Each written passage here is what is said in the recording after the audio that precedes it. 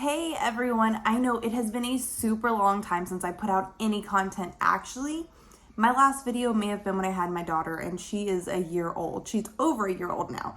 So I wanted to get back into doing videos. It's been very difficult because she does not sleep. And now I have two children in my house full time. Like I'm a part-time mom. Anyways, so it's just really difficult. So I just wanted to let you guys know that if you hear a TV, if you hear a scream, my children are fine.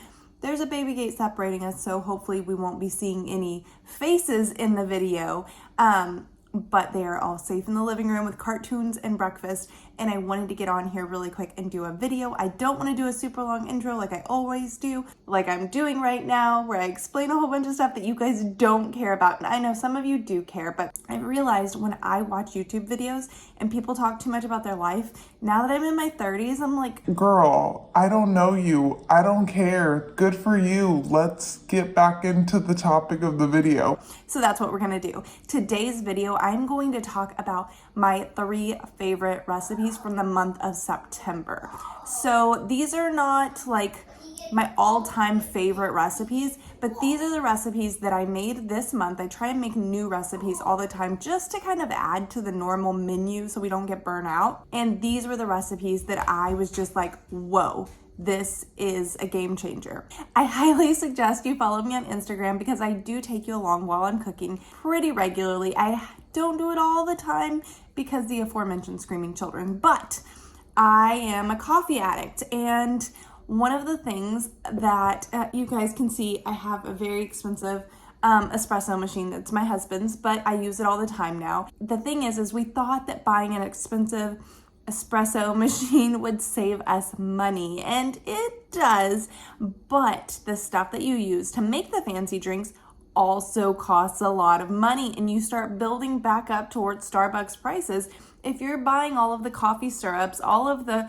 sauces, all of the whipped toppings, all that stuff. So I found out that the coffee syrups, I won't name any brands, but you know, those syrups that are like vanilla, caramel, but they're not like the sauces, like the pour-on sauces. They're the ones that you add for flavoring. Those are very expensive, but they make the drink. If you want it to taste like you got it at Starbucks, you need those. So I found out you can actually make those super, super, super simple. The vanilla syrup, I'm gonna tell you this one right here on the chat. Guys, I don't make any sense. This has been a long time. We're just breaking off some rust in this video, so please just keep listening and give me grace. So just bear with me if you hear me say the wrong thing. I still have mom brain, and obviously I'm struggling with my S's today, and I think it's because in my brain I'm like, espresso. Do not say espresso, because I'm terrified. Even though I don't say that in my normal life, don't judge me. I just don't want to accidentally say it in the video because that would be my luck. Anyways, I'm going to go ahead and tell you this recipe right here, right now. The other ones are going to be a little bit too long and I probably won't be able to tell you all in the video. I will try and either link them down below or put them on my blog, but I'll link my blog. It'll all be below. Just look down there, and after the video though, watch the video. So anyways, this vanilla syrup, this is how simple it is. You take 1 cup of sugar, 1 cup of water, stir and mix on the stove. Just bring it to like a simmer where your sugar's all melted. Take it off the heat, add 1 tablespoon of vanilla extract, stir, stir, stir, let it cool a little bit, and then put it in your container and you put it in the refrigerator for 2 weeks.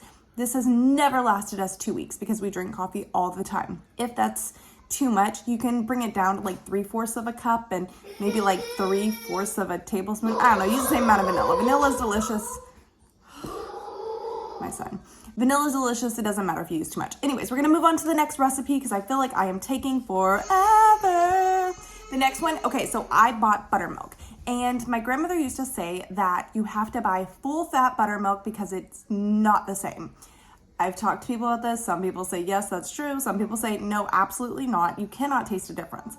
I don't care. Every time I go to the grocery store, I hear my grandma's voice in my head going, don't you buy that low-fat buttermilk. Do not buy it. And so sometimes I disobey that voice in my head, but most of the time I grab the big half-gallon because you can't find the full fat here where I live, and anything smaller than a half-gallon for my one little recipe. So I'm always looking for buttermilk recipes. So the last 2 recipes on here are buttermilk recipes because I was just trying to use up this buttermilk the best that I could. I still couldn't use everything that I bought, but I did make a valiant effort and I found some good recipes. So I don't know if you guys have ever had the Coca-Cola cake. This was probably one of the first cakes I learned how to make on Pinterest and I loved it. But now that I'm older and we're all healthier and we give up sodas, and no judgment if you still drink soda, I no longer drink sodas. I gave them up like 10 years ago and haven't really looked back. I would still make this cake, this Coca-Cola cake, and I would feel so guilty because I'm like, I don't even drink Coke in its original form, and now I'm pouring it into my cake and baking it, and I felt really guilty about it. So when I found this recipe, I was just mind blown. This recipe was not advertised as a Coca-Cola dupe cake. It was advertised as buttermilk brownies that I found in a magazine somewhere. Also, tip, if you are always looking for recipes like me, you can download the Libby app, get yourself a digital library card or transfer your library card to a digital library card, and you can look through all the food magazines you want and just take screenshots and make all your recipes. That has been a game changer because Pinterest, I can't always trust you guys. Some of y'all eat nasty. I'm sorry. And you know what? To be perfectly honest, some of the recipe magazines, they make nasty stuff too. Maybe I'm just super picky. I'm sure if you looked at all my recipes, you'd be like, Girl, you eat nasty too. So anyways, this buttermilk brownie recipe helped me use some of my buttermilk and was a hit. These were not that easy. You do have to like cook everything on the stove and then mix everything. It is a process, but it's so worth it. And it's not that much of a process. And you will understand why I talk about things like not that much of a process when you hear my last recipe. One other thing, I feel like this whole video, I'm like, so one thing about me, another thing about me, is I have a lot of kitchen gadgets and I love my kitchen gadgets. There are so many people that are like, you don't need all those kitchen gadgets. No, you don't. But I want to cook different stuff all the time. I love to try new exciting things. When I started out, I had nothing. And I was making bread by hand with like little hand mixers, and it was so hard. And I was constantly troubleshooting. Now that I have an Instapot, a bread maker, an espresso machine, I have so many things, guys. And some of them I do need to get rid of, like the ancient juicer, that needs to go. But anyways, the bread maker.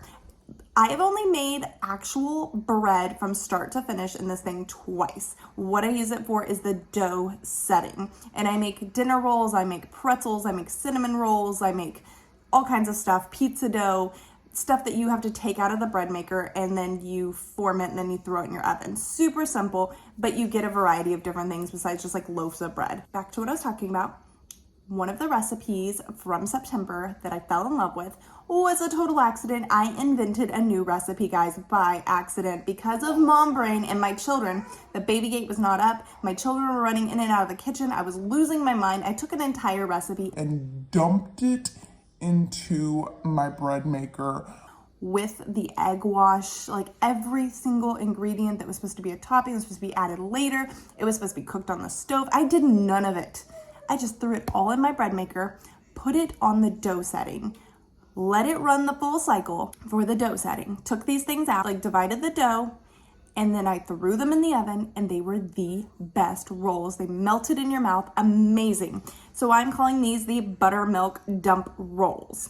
You do have to have you do have to have a bread maker because without the bread maker, I don't know how well all of these ingredients will incorporate. If you are interested in these rolls, if you have a bread maker and you want to start using it, try out these rolls. You cannot get easier. Well, if you made a loaf of bread, you could get easier because you don't have to touch it at all. But for rolls, I mean, just amazing quality rolls. Throw them in, pull them out, chop them up, put them in your oven, done. So those are my 3 favorite recipes. Guys, comment below. Let me know if you liked this video. If there's any way that I could make this video more user-friendly, easy words, as far as like the recipes.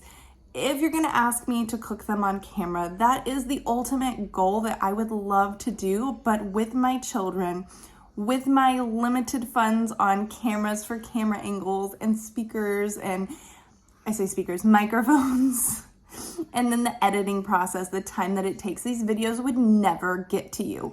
I would love to cook and do just like I do on my Instagram. It's just not that easy. Even when I do it for Instagram, sometimes I feel like my kitchen is on fire.